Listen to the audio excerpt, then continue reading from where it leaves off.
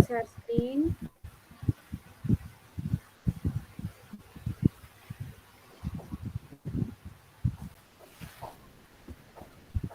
Mikir iku Udah keluar? dimatiin sing nggak ngomong. Sudah siap Udah keluar teman-teman? belum?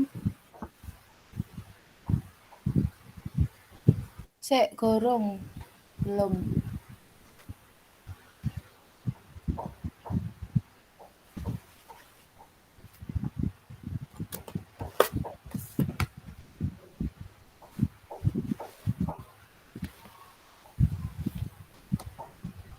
Udah muncul di kue. Sudah siap dimulai? Bisa. Yuk. Assalamualaikum warahmatullahi wabarakatuh. Waalaikumsalam warahmatullahi wabarakatuh. Yang saya hormati, dosen pembimbing mata kuliah Pendidikan Kewarganegaraan, Bapak Hendri Pandipaksi, serta teman-teman yang saya sayangi. Perkenalkan, nama saya Meita Wahidatul Lailia, perwakilan dari kelompok 4 yang akan memimpin acara diskusi kita pada siang hari ini. Alhamdulillah, pada kesempatan kali ini kita dapat melanjutkan perkuliahan kita, yaitu penyampaian materi bab 2 dari kelompok 4 yang akan membahas tentang identitas nasional. Adapun susunan acara pada diskusi kita pada hari ini, yaitu yang pertama pembukaan, selanjutnya penyampaian materi, dan dilanjutkan dengan sesi tanya jawab, kemudian penutup. Nah, kalau begitu, teman-teman langsung saja kita mulai ke sesi yang pertama, yaitu pembukaan. Sebelum kita memasuki acara, marilah kita mengucapkan basmalah bersama-sama. Bismillahirrahmanirrahim. Sebelumnya, izinkan saya memperkenalkan anggota dari kelompok kami. Baik, perkenalkan nama saya Naura Royani dengan NIM akhir 027.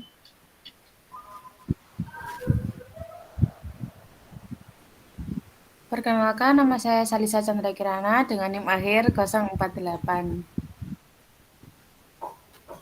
Perkenalkan, nama saya Robiatul Adawiyah dengan NIM akhir 051.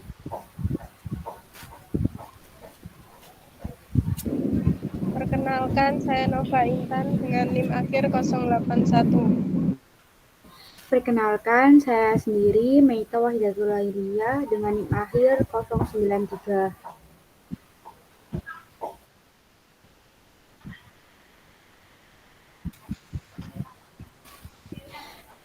Baiklah, terima kasih teman-teman. Selanjutnya, yaitu penyampaian materi dan penyajian materi yang akan disampaikan oleh Robiatul Adawiyah.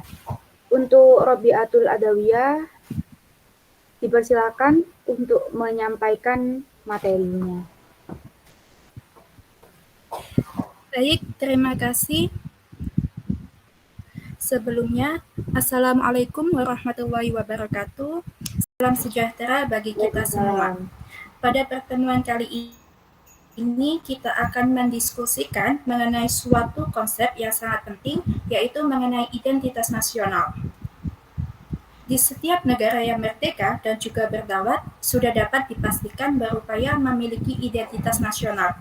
Mengapa demikian? Tentunya agar negara tersebut dapat dikenali oleh negara dan bangsa lain. Identitas nasional mampu menjaga eksistensi dan kelangsungan hidup negara. Sebuah negara bangsa akan memiliki kewibawaan dan kehormatan. Di samping itu juga akan dapat menyatukan bangsa yang bersangkutan. Identitas nasional suatu negara ada dua jenis, yaitu identitas nasional yang primer dan sekunder. Identitas primer dinamakan juga identitas etnis, yang merupakan identitas yang mengawali terjadinya identitas sekunder.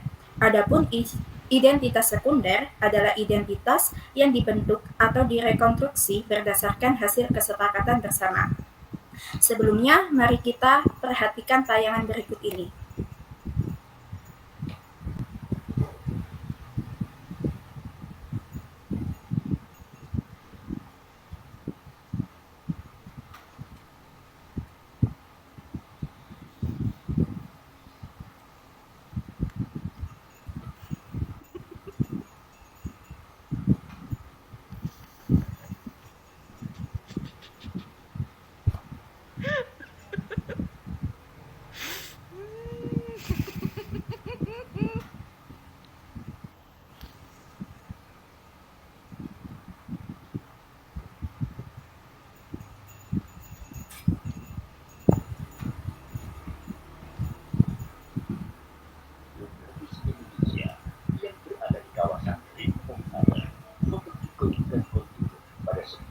menguasai wilayahnya.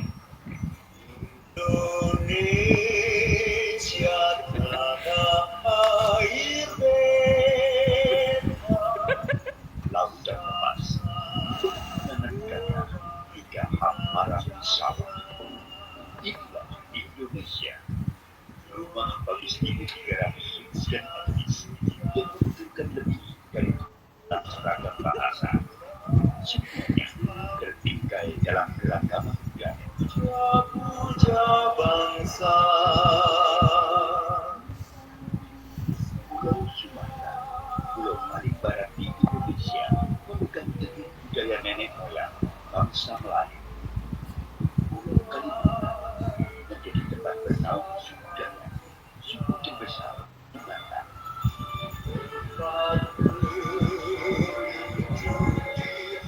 Pulau Jawa sebagai pusat peradaban Nusantara sejak abad ke-9 melahirkan aneka ragam budaya yang luhurnya budaya negeri. Sebelumnya, teman-teman, apakah videonya berjalan dengan baik? Iya, Sedikit Ya, baik. ya. Dengan baik. Suaranya Di awalnya kedengeran. kurang jelas tadi. Di sini Oke, malah putus-putus kita ya? lanjutkan aja ya. Iya, nggak apa-apa Ya, deh. tidak apa-apa.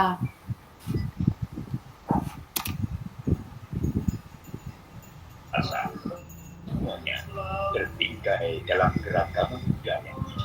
Puja bangsa. Pulau Sumatera, pulau paling barat di Indonesia, memegang teguh budaya nenek moyang bangsa Melayu. Pulau Kalimantan menjadi tempat bernaung suku Dayak, suku terbesar di Kalimantan.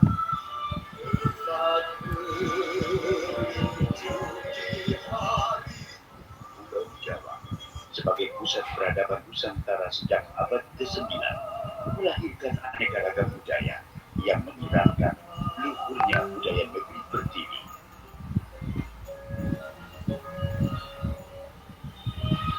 Jakarta sebagai ibu kota negara menjadi titik lebur dari seluruh kebudayaan. Di sini semua terpusat, nuansa akulturasi dan kekenyalan budaya sedikit terasa. Pulau Bali, pulau para dewata, telah tersohor dengan kearifan lokal masyarakat yang hidup selaras dengan keindahan panorama alam. Semakin bergerak ke timur, kebudayaan di Pulau Sulawesi, Kepulauan Maluku, dan semakin eksotis. Perjalanan sejarah yang panjang membawa Indonesia menjadi sebuah bangsa yang besar. Kejayaan di masa lampau membuat bangsa Indonesia terus berinovasi mempertahankan budaya bangsa. Mereka berbeda-beda, namun tetap satu jua. Semangat itulah yang selalu menyatukan keberagaman Indonesia. Toleransi tinggi melahirkan rasa gotong royong, cerminan budaya asli Indonesia.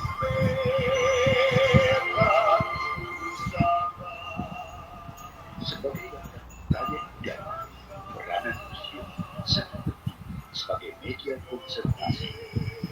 Menjaga warisan budaya menjadi kewajiban seluruh lapisan masyarakat Indonesia agar tak lekang ditelan zaman.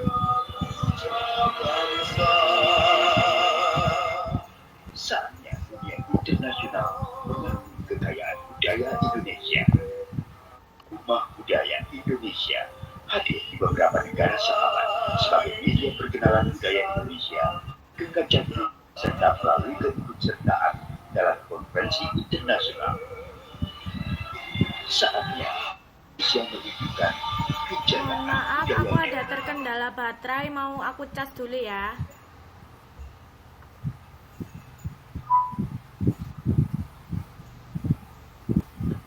Apa? Bisa diulangi?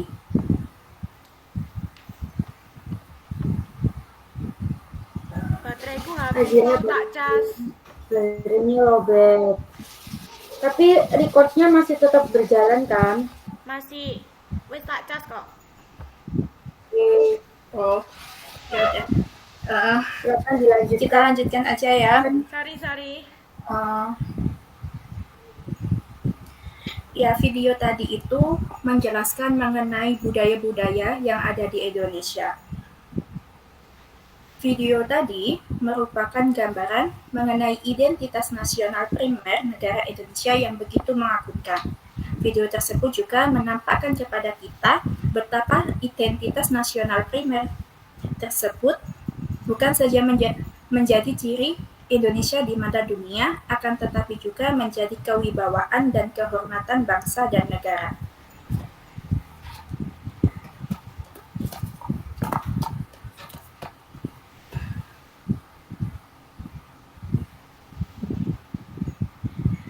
Ya, video tadi itu merupakan budaya yang menjadi identitas primer. Lalu bagaimana dengan identitas sekundernya? Seperti yang telah dijelaskan tadi, identitas sekunder merupakan identitas yang dibentuk atau direkonstruksi berdasarkan hasil kesepakatan bersama. Secara historis, khususnya pada tahap embrionik identitas nasional Indonesia, ditandai ketika munculnya kesadaran rakyat Indonesia, ditandai ketika sebagai bangsa yang sedang dijajah pada tahun 1908 yang dikenal dengan masa kebangkitan nasional. Usaha untuk mewujudkannya terus berlangsung melalui perjuangan merebut kemerdekaan. Puncak kulminasinya tercapai pada tanggal 17 Agustus 1945 ketika kita memproklamasikan kemerdekaan.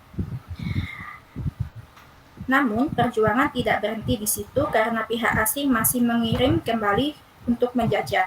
Maka perjuangan mempertahankan kemerdekaan terus menggelora hingga akhirnya Indonesia menjadi negara berdaulat sempurna baik ke dalam maupun keluar. Sebagai negara yang berdaulat, Indonesia memiliki dua jenis identitas nasional sekunder,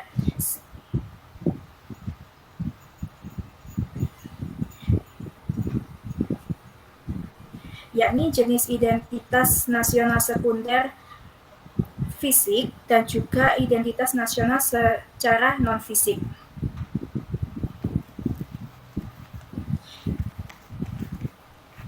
Identitas nasional secara fisik atau simbol meliputi bendera Sangsaka Merah Putih, Bahasa Persatuan Bahasa Indonesia, lambang negara burung Garuda, dan lagu kebangsaan Indonesia Raya. Keempat identitas tersebut diatur dalam Undang-Undang Nomor 24 Tahun 2009 tentang bendera, bahasa, dan lambang negara serta lagu kebangsaan. Sedangkan untuk identitas nasional sekunder yang non-fisik merupakan atau bisa disebut sebagai jati diri bangsa, yang artinya nilai-nilai yang merupakan hasil buah pikiran dan gagasan dasar bangsa Indonesia tentang kehidupan yang baik yang memberikan watak corak dan ciri masyarakat Indonesia yang tertuang dalam Pancasila.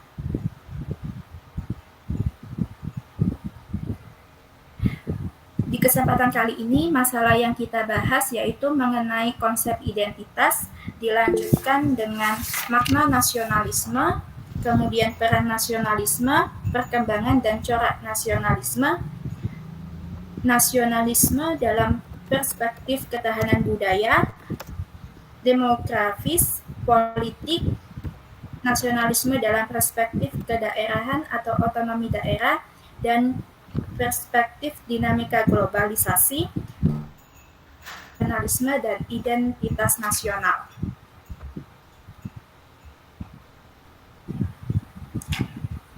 Konsep identitas secara harfiah berarti ciri-ciri, tanda-tanda, atau jati diri yang melekat pada seseorang yang membedakan pihak lain. Dalam masyarakat modern saat ini, ditandai dengan berbagai fragmentasi baik berbasis kelas, gender, seksualitas, etnisitas, ras, dan nasionalitas. Berbagai fragmentasi sosial, budaya, ekonomi, dan politik tersebut merupakan penanda sosial yang bersifat individual. Artinya, Identitas merupakan ciri yang melekat pada setiap individu dalam konteks sistem sosial tertentu. Identitas memiliki banyak jenis, di antaranya yaitu identitas seksual, gender, pribadi, agama, maupun nasional. Di kesempatan kali ini, kita akan menekankan pada identitas nasional. Identitas nasional sendiri merupakan identitas yang melekat pada kelompok-kelompok yang lebih besar yang diikat oleh kesamaan-kesamaan baik fisik seperti budaya, agama, dan bahasa maupun non-fisik seperti keinginan, cita-cita, dan tujuan. Di dalam konteks pendidikan kewarganegaraan, identitas nasional lebih dekat dengan arti jati diri, yakni ciri-ciri atau karakteristik perasaan atau keyakinan tentang kebangsaan yang membedakan bangsa Indonesia dengan bangsa lain. Jati diri Indonesia adalah nilai-nilai yang merupakan hasil buah pikiran dan gagasan dasar bangsa Indonesia tentang kehidupan yang dianggap baik, yang memberikan watak corak dan ciri masyarakat Indonesia seperti sifat religius, sikap menghormati antar sesama manusia, persatuan, gotong royong, dan musyawarah, serta ide tentang keadilan sosial. Nilai-nilai dasar itu dirumuskan sebagai nilai-nilai Pancasila, sehingga Pancasila dikatakan sebagai jati diri bangsa sekaligus identitas nasional di sejumlah faktor pendukung lainnya. Faktor pendukung lahirnya identitas nasional bangsa Indonesia meliputi faktor objektif dan faktor subjektif. Faktor objektif berupa faktor geografis, ekologis, dan demografis, sedangkan faktor subjektif merupakan faktor historis, sosial, politik, dan kebudayaan yang dimiliki bangsa Indonesia.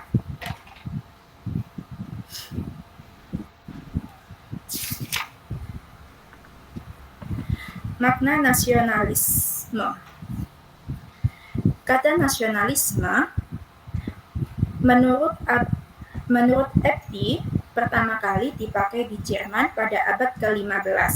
Namun, sejak Revolusi Prancis meletus pada tahun 1789, pengertian nasionalisme mengalami berbagai pengertian, sebab kondisi yang melatar belakanginya amat beragam antara bangsa yang satu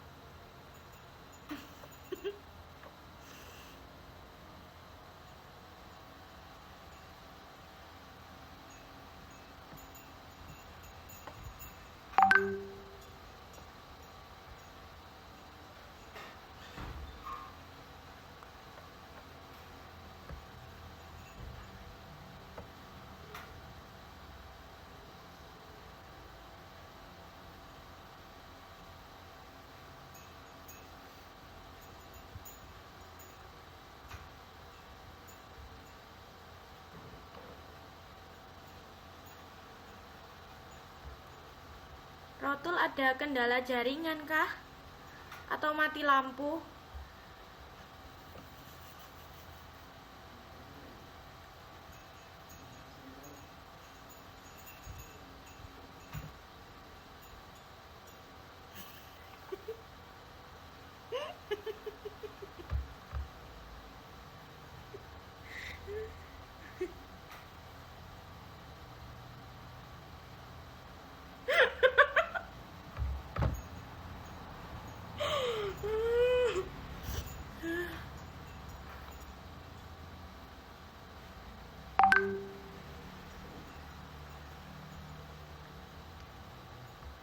recordnya udah berjalan 21 menit 24 detik.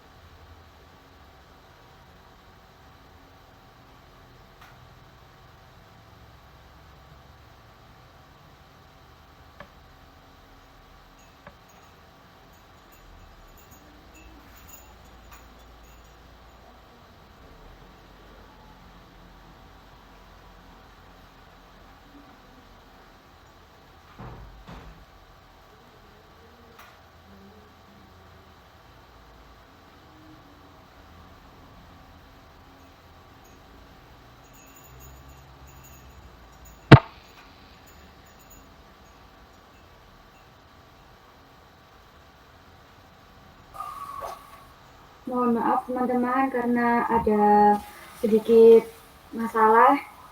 Jadi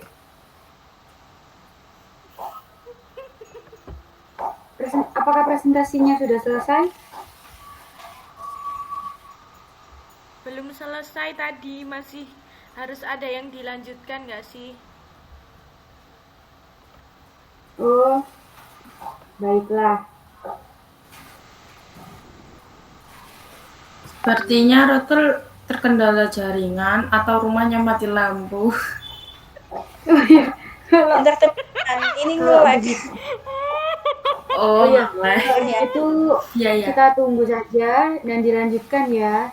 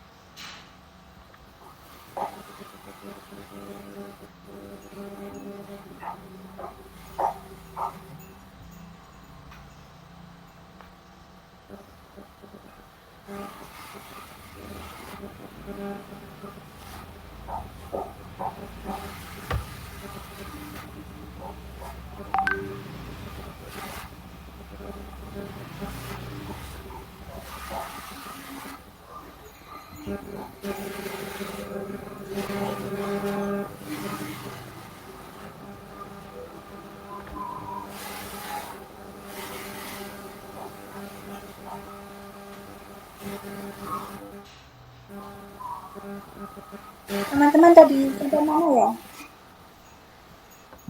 Sampai ini kah? Iya, sampai situ makna nasionalisme.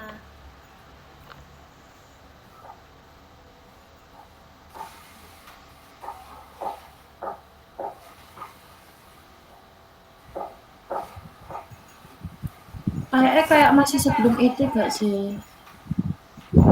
Slide 7 itu. Yang mana? Yang mana? Yang ini? Yang ini?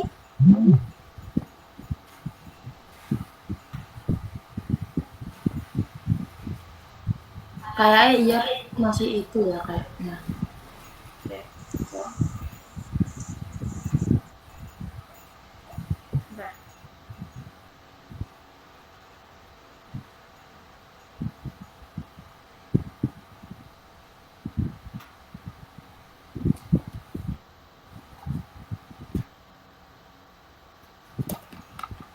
Saya ulangi.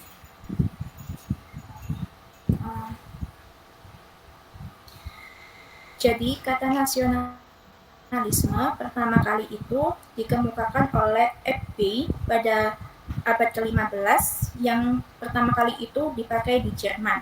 Namun, sejak Revolusi Perancis meletus pada tahun 1789, pengertian nasionalisme mengalami berbagai pengertian, sebab kondisi yang melatar belakang ini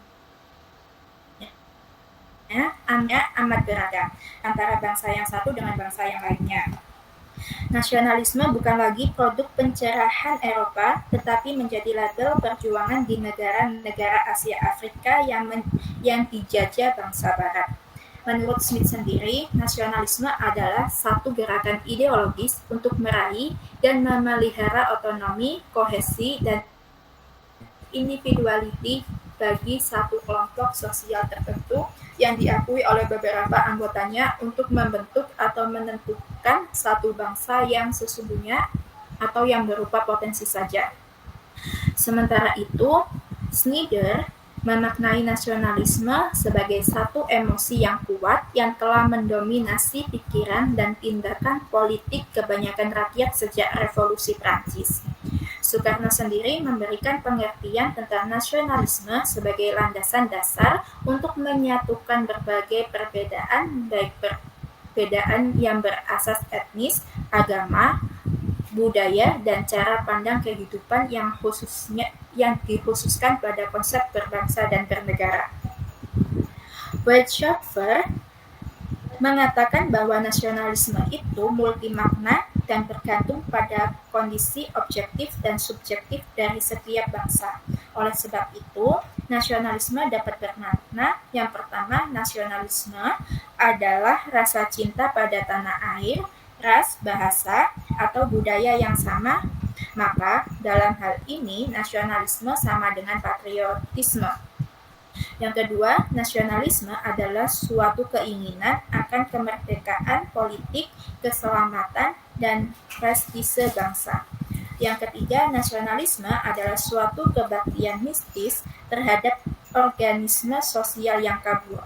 Kadang-kadang bahkan adikodrati yang disebut sebagai bangsa yang kesatuannya lebih unggul daripada bagian-bagiannya.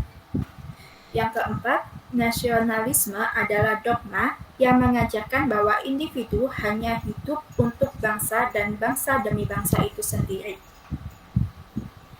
Yang kelima, nasionalisme adalah doktrin yang menyatakan bahwa bangsanya sendiri harus dominan atau tertinggi di antara bangsa-bangsa lain dan harus bertindak agresif. Mengenai peran nasionalisme, generasi muda Indonesia adalah generasi penerus bangsa saat ini. Bangsa akan menjadi maju bila para pemudanya memiliki sikap nasionalisme yang tinggi.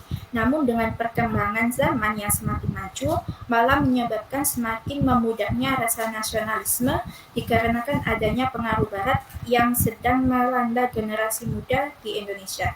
Nasionalisme sangat penting terhadap kehidupan berbangsa dan bernegara karena merupakan wujud kecintaan dan kehormatan terhadap bangsa sendiri. Dengan hal itu, masyarakat, terutama pemuda dan pemudi, harus dapat melakukan sesuatu yang terbaik bagi bangsanya, menjaga keutuhan persatuan bangsa, dan meningkatkan martabat bangsa di hadapan dunia.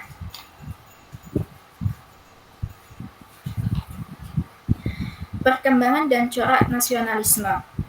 Perkembangan nasionalisme menurut Organski dibedakan menjadi 4 tahap, yaitu yang pertama, nasionalisme tahap 1 dari tahap perkembangan politik kesatuan nasional primitif. Yang kedua, nasionalisme fase 2 dari tahap perkembangan politik industrialisasi. Yang ketiga, nasionalisme tahap 3 dari tahap politik kesejahteraan nasional. Dan 4, nasionalisme fase 4 dari tahap perkembangan politik kemakmuran. Sementara menurut Minopui, nasionalisme melewati 3 tahap. Yang pertama, tahap Stirrings. Pada tahap ini, bangsa menjadi sadar akan dirinya sebagai bangsa yang mengalami penderitaan berupa tekanan-tekanan, yaitu era perubahan cepat melawan gagasan asing dan cara hidup asing dalam mengerjakan segala sesuatu. Tahap kedua yaitu centrepis nasionalisme, yaitu masa perjuangan untuk memperoleh kemerdekaan. Yang ketiga, tahap konsolidasi, yang pada masa sekarang tahap ini difokuskan pada konsolidasi ekonomi. Hall sendiri membagi corak nasionalisme menjadi dua, yaitu nasionalisme Risorgimento dan nasionalisme integratif.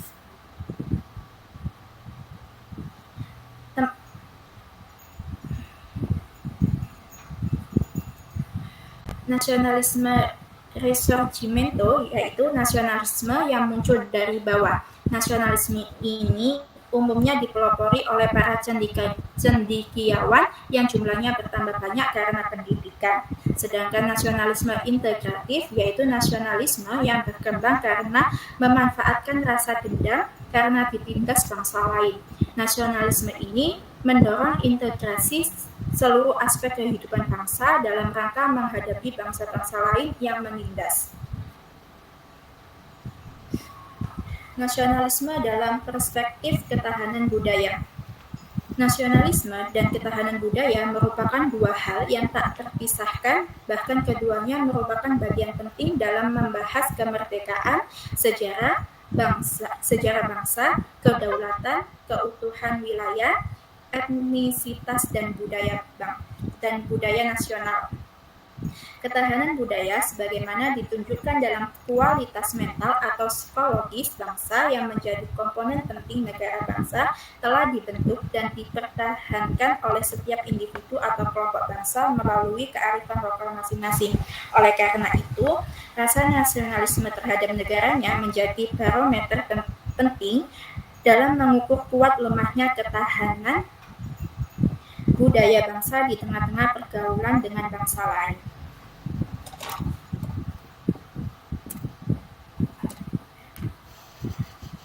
Nasionalisme dalam perspektif demografis. Realitas sosial yang muncul dari dimensi demografi adalah timbulnya permasalahan di bidang sosial, politik, dan ekonomi. Masalah sosial yang timbul akibat kemiskinan dan keterbelakangan adalah timbulnya ancaman, tantangan, hambatan, dan gangguan dalam konteks wilayah, kedaulatan negara maupun nasionalisme. Sehingga demografi dapat dikaitkan dengan nasionalisme dalam tiga hal. Yang pertama, demografi menjadi unsur penting yang mendasari timbulnya perubahan di dalam masyarakat, baik perubahan politik, ekonomi, sosial, budaya, maupun pertahanan keamanan negara. Yang kedua, demografi merupakan faktor pendorong bagi timbulnya mobilitas dan migrasi manusia, baik pada tingkat lokal, nasional, regional, maupun internasional. Faktor utama yang mendasari terjadinya migrasi adalah hasrat untuk meningkatkan kemakmuran, kesejahteraan, dan keamanan diri dan dari kelompok manusia. Dalam hal ini, faktor kebutuhan pangan, faktor kebutuhan pekerjaan, faktor keamanan, dan faktor pendidikan pada dasarnya merupakan penentu bagi terjadinya migrasi, urbanisasi, transmigrasi, maupun imigrasi manusia. Yang ketiga, demografi merupakan faktor penentu bagi kuat lemahnya nasionalisme dan rasa kebangsaan berdasar etnis terhadap negaranya. Dalam hal ini, semakin mampu negara dalam mensejahterakan rakyat atau warga negaranya, maka akan semakin kokoh rasa kebangsaan warga negaranya. Nasionalisme dalam perspektif politik.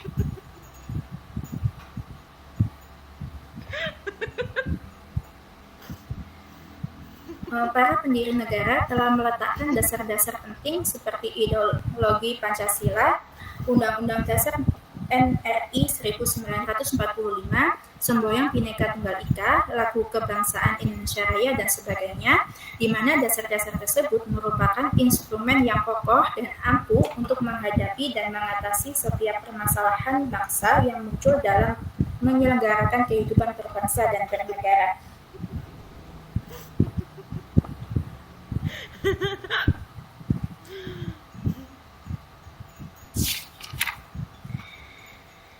Nasionalisme dalam perspektif kedaerahan atau otonomi daerah.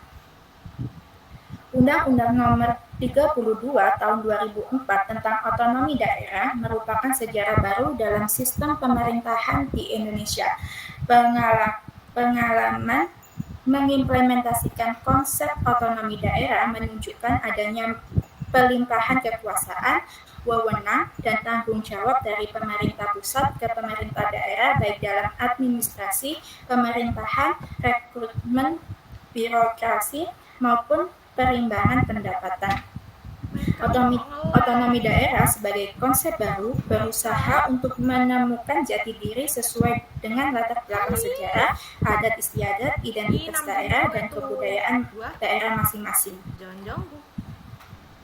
Sebagian daerah telah siap dalam melaksanakan otonomi daerah, sedangkan bagian yang lainnya masih menghadapi berbagai masalah dalam pelimpahan wewenang kekuasaan, kemajukan budaya, dan pembangunan di wilayah masing-masing.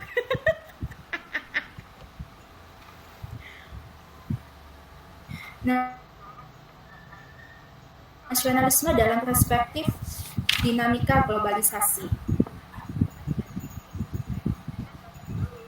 Nasionalisme secara konseptual merupakan konstruksi teoritis yang sengaja ditumbuh kembangkan untuk menuju pembentukan negara bangsa yang lebih modern.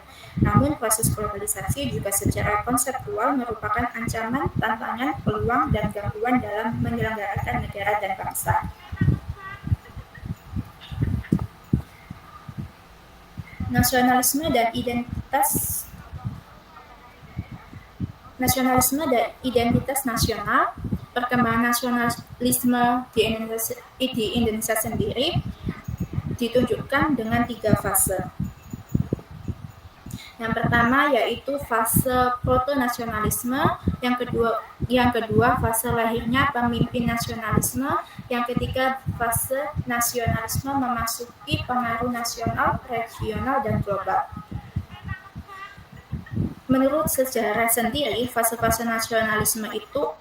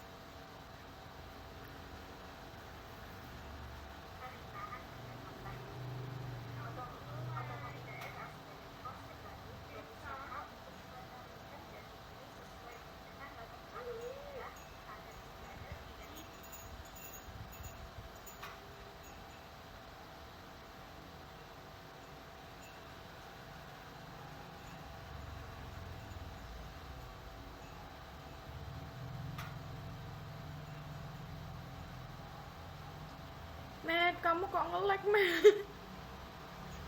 Salisa, Namjoon gue. Oh my god, ganteng banget. Kalau gue ini, Jeonjongku. Mana? Aduh. Jeonjongku gue.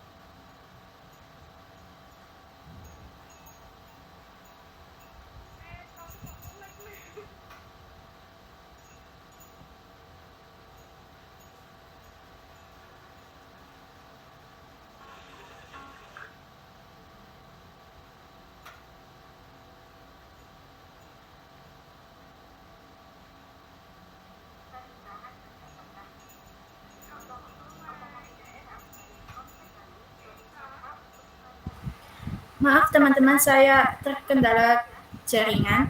Jadi sampai mana kita tadi?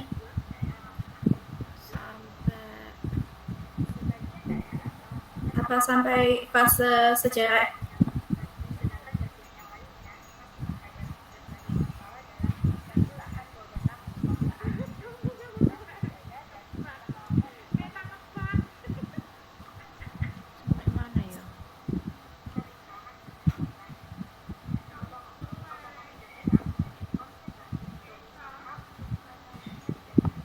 Saya lanjutkan pada fase ketiga, yaitu masa revolusi fisik kemerdekaan. Peranan nyata para pemuda pada masa revolusi fisik kemerdekaan nampak ketika mereka menyandra Soekarno-Hatta dan Rengas Dengklok agar segera memproklamasikan kemerdekaan Indonesia. Mereka sangat bersemangat untuk mewujudkan nation state yang berdaulat dalam kerangka kemerdekaan.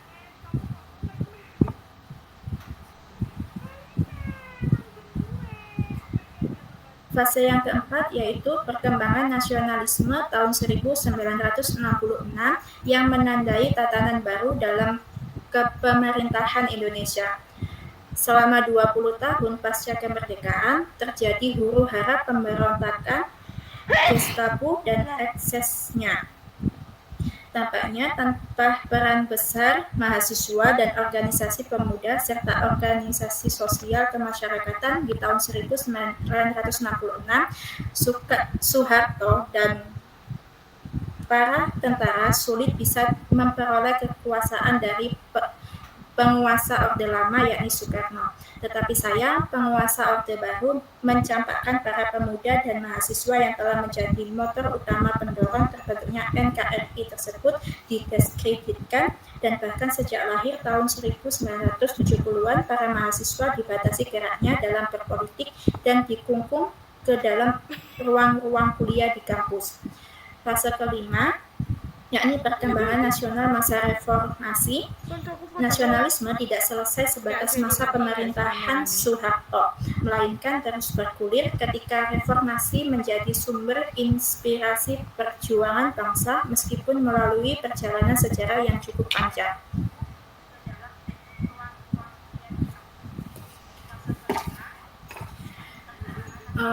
Tantangan nasionalisme sendiri yang dihadapi Indonesia yang pertama mempertahankan untuk menghadapi tantangan nasionalisme itu, yang pertama mempertahankan Pancasila sebagai ideologi negara, mempertahankan Undang-Undang NRI sebagai dasar hukum negara, yang ketiga mempertahankan tetap tegaknya NKRI, dan yang terakhir menjaga dan mempertahankan Bhinneka Tunggal Ika. Sekian dari saya kembalikan kepada moderator.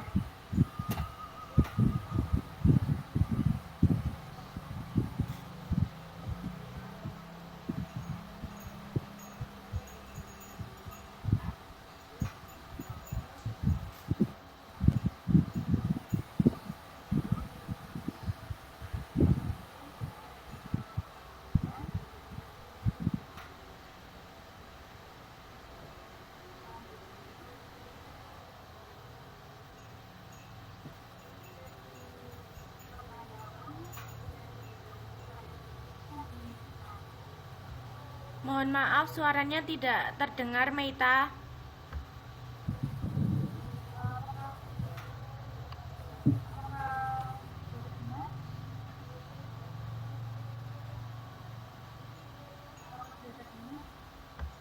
Suaranya sangat kecil.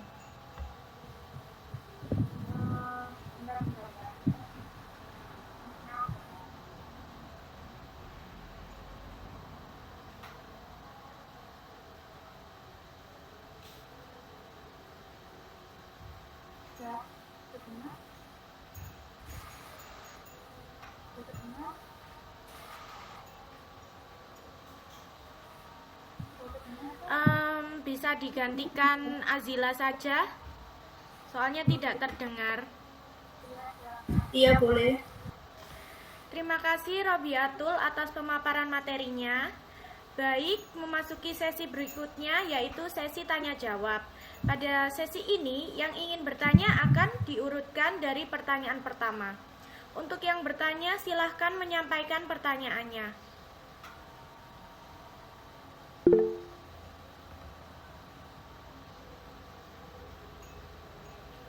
Ya, silahkan menyampaikan pertanyaannya.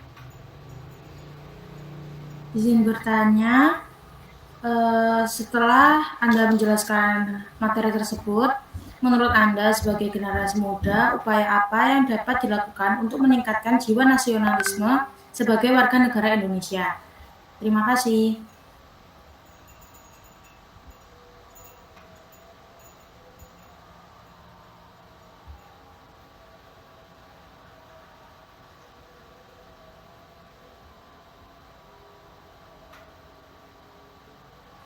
Terima kasih atas pertanyaannya. Saya jawab dulu ya. Oh iya sih. Ya. Tidak dapat dipungkiri, semangat jiwa nasionalisme pada sebagian, apalagi generasi muda, mulai sedikit terkikis. Kondisi masyarakat yang dinamis menjadi tantangan tersendiri bagi pihak terkait untuk membentengi generasi muda penerus bangsa dari berbagai pengaruh negatif globalisasi.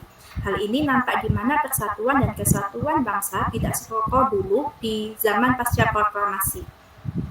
Menanggulangi hal tersebut dibutuhkan tindakan yang terkoordinasi agar semangat nasionalisme atau jiwa nasionalisme pada generasi muda bisa tertancap dengan kokoh sehingga nilai-nilai kebangsaan menjadi pedoman dalam kehidupan sehari-hari. Untuk menumbuhkan jiwa nasionalisme pada generasi muda, kita bisa dapat melakukan banyak hal, seperti membaca buku sejarah, kemudian mengingat perjuangan para pejuang supaya kita itu ingat dan bisa menumbuhkan rasa nasionalisme pada diri kita. Seperti itu. Apa bisa diterima? Intinya itu melakukan hal-hal yang dapat menumbuhkan rasa nasionalisme itu sendiri. Oh iya. Baik, terima kasih Robiatul atas jawabannya. Apakah Salisa sudah bisa diterima jawabannya? Terima kasih, bisa diterima. Baik, untuk pertanyaan selanjutnya, silakan.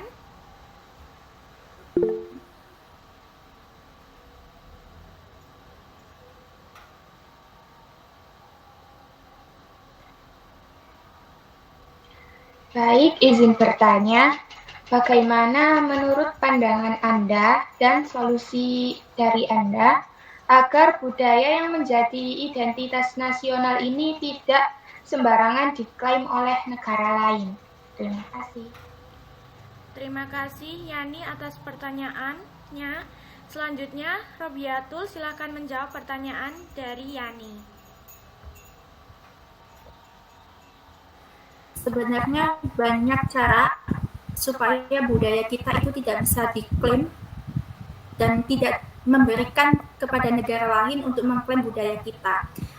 Salah satunya itu mengajarkan budaya negara kepada orang lain, kemudian melestarikan budaya bangsa Indonesia, mengajarkan budaya tersebut kepada orang lain, dan lain sebagainya. Misalkan contoh, kita ambil contoh kain sari India. Masyarakat India dalam kehidupan sehari-hari pasti memakai sari, sehingga itu melekat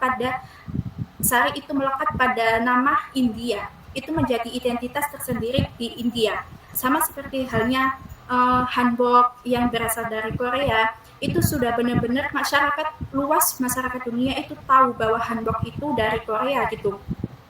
Jadi ya untuk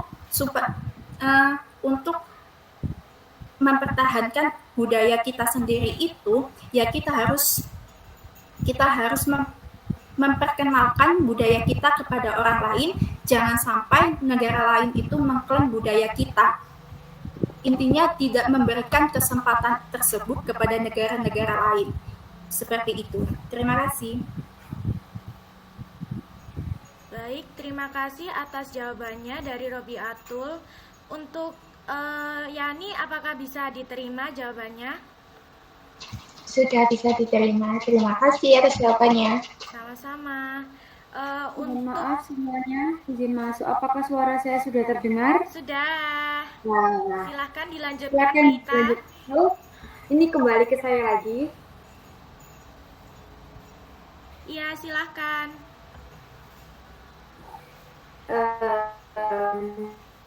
Presentasi yang telah dipaparkan oleh kelompok kami, kelompok 4, yang disampaikan oleh Robiatul Adawiyah. Sebelum saya tutup diskusi kita pada siang hari ini, marilah kita bersama-sama Sebentar, sebelumnya saya mohon maaf karena tadi terkendala jaringan sehingga tidak mungkin beberapa materi tadi tidak tersampaikan dengan baik. ya dimaklumi karena Tidak Karena apa-apa, it's jaringannya- okay. ya karena jaringan itu tidak selalu stabil ya. Bisa ditutup ya ini diskusi kita Ya, pada silakan. siang. Ya. Sebelum saya tutup, marilah kita bersama-sama mengucapkan hamdalah. Alhamdulillah. Alhamdulillahirrabbilalamin. Saya selaku moderator dari kelompok 4 mohon maaf apabila ada kekurangan dan kesalahan baik disengaja maupun tidak disengaja. Saya ucapkan terima kasih untuk perhatiannya. Saya beserta kelompok 4 pamit undur diri. Wabillahi taufiq wal hidayah. Wassalamualaikum warahmatullahi wabarakatuh. Waalaikumsalam warahmatullahi wabarakatuh. Terima kasih teman-teman. Terima kasih. Terima kasih. Sama-sama. Ini nggak foto, Ta. Ayo foto. Ayo on cam.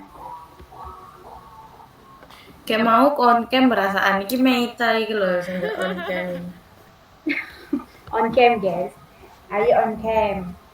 Ayo kita foto dulu. Semuanya.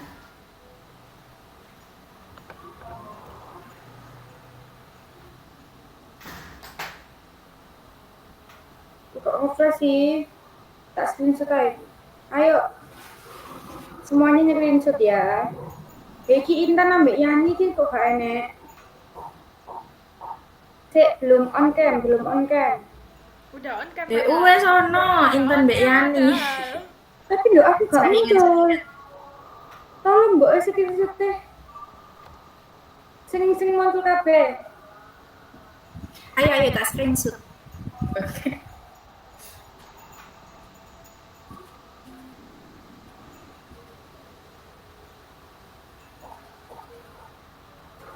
Hitungi ya, dihitung. Ya tolong dihitung ya Kak, nggak ya terus Kak ngerti mah. 1, 2, 3. Bener jaringan. Dah. Kirim grup ya. Oke. Oke, saya akhiri. Thank you. Ya.